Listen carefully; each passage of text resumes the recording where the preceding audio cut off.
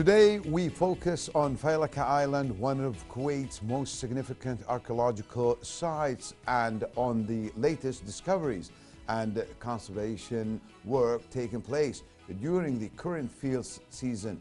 Our guest, Dr. Bonnéric, Associate Researcher at French Research Center in the Arabian Peninsula and head of the French-Kuwaiti Archaeological Mission in Failaka, who join us to talk about recent findings, ongoing research, and the importance of preserving Failaka's archaeological heritage. Let's all welcome our guest, Dr. Bonnéric. It's really a pleasure to have you, and good morning, and good morning, Kuwait. Good morning.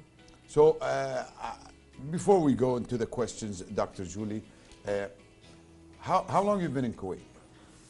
I'm working here since 2007. Wow. So almost 20 years. So definitely you have a lot of friends. Yes, and I love to be in Kuwait, in particular in Failaka. I mean, I'm going there every year since, and it's 2 months. Do you stay in Failaka? I mean, do you stay over at night, or you just go back and forth? No, so we live in Failaka for 8 weeks. So it's so we need to be there to go on the field.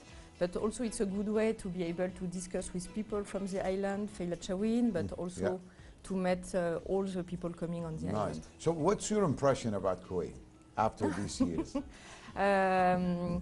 Honestly, what makes you, what's so special, or you like some things definitely? So I was in Abu Dhabi a few weeks ago, and Kuwait is very different. I mean, it's a very particular country, like it's a mix of a lot of influences, and it's very original. So yeah, it's very interesting. I mean, as a researcher, and also I love to come here every year. Merci, I would say merci to you. So, Dr. Julie, you currently visiting Kuwait, and what is the main objective of your visit to Failaka Island during this field season? So we come every year, for 1 week, and so we are archaeologists. We have a lot of specialists, like pottery specialists, glass specialists, paleologists, and we come to study particular sites. So we have precise questions we want to answer, and for this we do excavation, and we do study of the remains we find, like objects, but also everything related to the site. So there is, I don't know, I assume that there is laboratories over there? Yes. Okay. So field laboratory, let's say. So we are accommodated by the National Council for Culture, Arts and Letters, and we are working with the National Museum, and we are settled there with laboratories and all the facilities to be able to study Kuwaiti heritage. So have there been any discoveries or important findings made during this recent work on the island? So yes, we are working, so the French Kuwaiti team is working on Al-Qusur site, which is in the middle of the island. Al-Qusur, Yeah, so it's a monastery from the Umayyad and early Abbasid period. And this year we continue excavating it in the center of the site to better understand the foundation of the monastery, the organization of the monastery. And in particular, we discovered some ostraka, which are small fragments of pottery used to read inscription. And these inscriptions were in Middle Persian language and Syrian language, Syriac language. So it's very interesting because it's the monks of the monastery that wrote this documents. So we did not translate it yet because we need to process it. But it says that people were speaking not only Arabic but also Syriac and Persian. What makes Failaka Island so unique archaeological site within Kuwait and the wider Gulf region? So it's very unique to have such an amount of sites on one island. And so it goes from the Bronze Age period, so 3rd millennium BC, with also the Hellenistic fortress, which is very famous, but also early Islamic sites. And we have also this island is connected to Mesopotamia, to the peninsula, the Arabian Peninsula, but also to India. So for instance, on Al-Qusur, we have pottery coming from India, and that is used by the monks of the monastery in the Umayyad period. That's amazing. And if we go to the, about the significant discoveries, can you tell us about significant discoveries this season and why it is important? So, as I was saying, this ostraka shows that we have mixed population with people from the area, all around, but also all around. That was because the monastery was like a network, so people were traveling from monastery to another. And we have also a very interesting discovery. It's synthetic basalt. So you know, of course, basalt, it's a stone, but what we have, it's not a stone, it's basalt made by human and probably coming from Iran.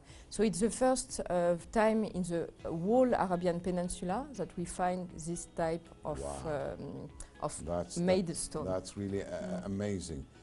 And so this made stone goes back to how many So this is from, so it's 1,200 years. Okay, so we're talking about maybe Abbasid? Yes, Umayyad and early Abbasid. So we don't know yet if it was made in Failaka or if it was imported. Outside was so we have to continue the study. So much of Failaka's heritage is built with earthen materials. What challenges does this create to excavation and conservation? So indeed we have stone to do the base of the walls, but mainly the buildings are built in mud bricks, which is very fragile material. So this is why Al-Qusur and a lot of sites in Failaka are backfilled at the end of every mission to protect the remains. And we try to also, we would like to do a conservation project to be able to open the site and to rebuild partially, to reconstruct partially some areas. So what new information is the current work revealing about Al-Qusur monastery? So what is, so we are trying to understand the foundation of the monastery, but what for now what we are showing is that this monastery is still used during the Umayyad and Abbasid period. So it's very important fact, and we try to study this huge site. It's 2 kilometers long.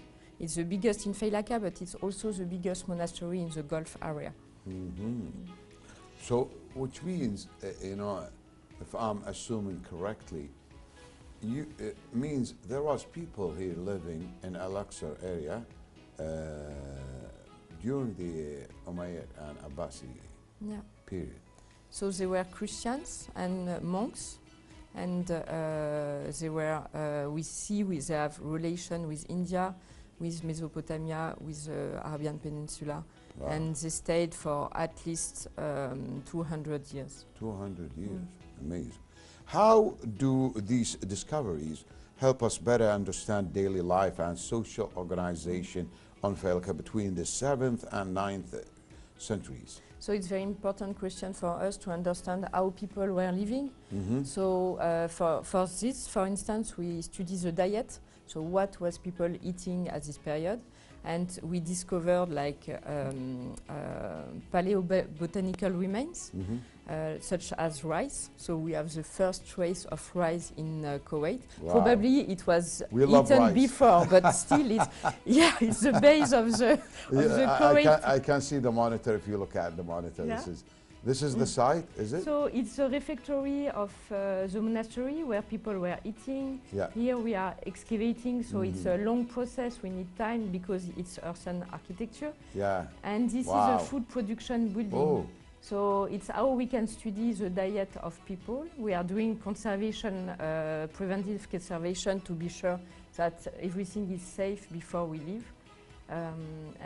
So we are a huge team. We are 15 people working there with workmen, and so as I said, it's a long process. And you know what I like. I always see this on the movies.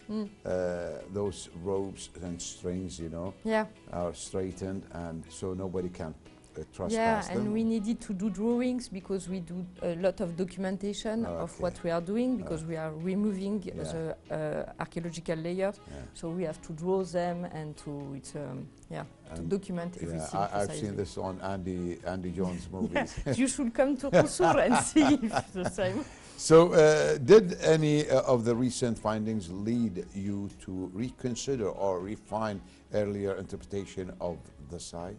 So yes, the 2 last days, because it's always at the end of the mission, we discovered a pit in the natural layer, which is earlier to everything in Al-Qusur, with pottery that is specifically Sassanid and not early Islamic. So it's the first trace of... So we're talking about more than 2,000 years? It will be 7th century, so just before Islam.